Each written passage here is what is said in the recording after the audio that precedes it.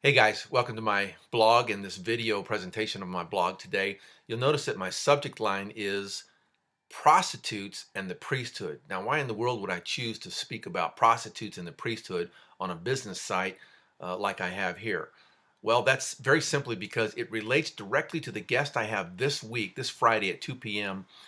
Pacific time on my business radio show. His name is Warren Whitlock, and he's one of the top 10 social media marketers in the world, according to Forbes, the list.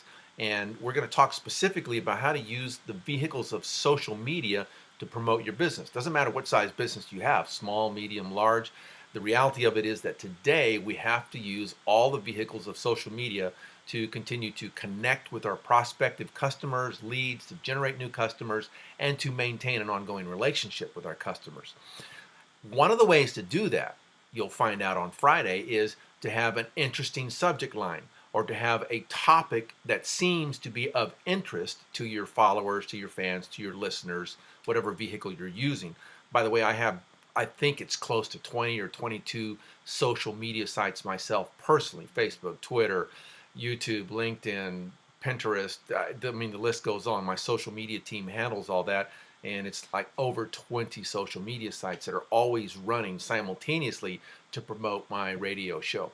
You need to be doing the very same thing, at least on the top 4 or 5 sites: Facebook, Twitter, LinkedIn, YouTube, Google Plus, to get exposure for your particular business. Now, back to the original topic, and that is prostitutes and the priesthood. That subject line draws interest. So you'll notice that I have a lot of likes, I have a lot of opens, I have a lot of people viewing this blog because of the subject line.